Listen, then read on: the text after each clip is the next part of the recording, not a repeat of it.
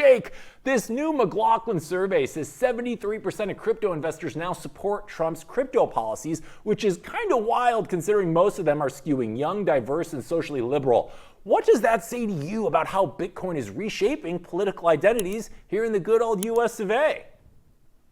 I think it's a deep and complex issue, but as far as the survey, I think it should come as a warning to mainstream politicians, right? Because it's a signal that no matter red, blue, purple, whatever you want to think, there's a lot of voters out there that are orange. Right.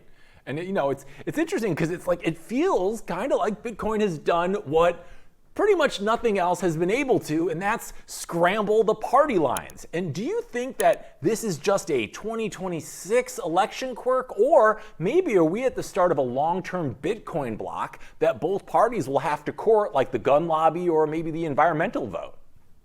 Yeah, I mean, I think when these polar opposites, it's been such a thing, the red and the blue, and we have to have a party line. I think in reality, if Americans would speak to each other, they would probably agree on 80% of the issues, right? And we used to live in a world where we could disagree with each other. I hope that continues to happen. And I think the way to get through this is for everybody to realize that we are a strong voice together, and we should push for what we want as a collective.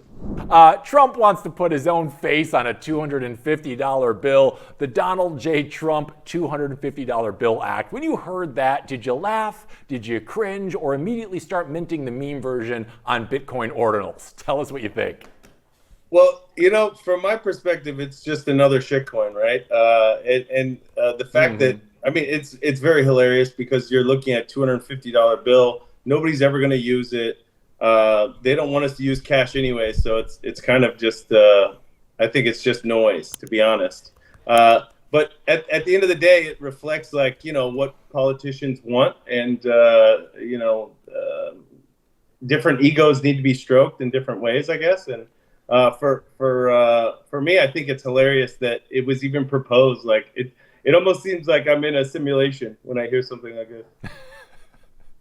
I know this whole Trump presidency now it feels like it's been going on forever, but it's less than a year. It feels like an episode of Black Mirror that we haven't seen yet. And we actually took the liberty of creating some possible $250 Trump bills and see what they might look like. So here's our first one. This is like a pretty, distinguished presidential looking one. It doesn't really fit the Trump brand that I would expect. So that was our first one. Let's take a look at the next one, guys, and see if these get a little more interesting. Okay, Trump with the crown feels a little more on brand. I feel like he might need a scepter or something too, but he looks way more handsome than he is, so they're doing him a lot of favors here. Let's go to the next one here, guys. Tell me what you think about this one, Jake. Him and Ivanka on it, maybe? No. I think there's a place for that. She's a beautiful lady. He said he would have married her when she was 15. So, he's got to support the fam. And let's do one more. This next one here is fun too. Okay, there we go. We got Trump and ventriloquist doll JD Vance. I think there's layers to this one. But I'm hoping for something like this. If we're going to put Trump on money, let's at least make it fun, right? If you could design a Trump bill, Jake, what would that bill look like to you? I would say it's redeemable for Bitcoin, right? And it has a QR code or something really cool and new age. If I'm trying to market it truly, it would be an orange bill, right?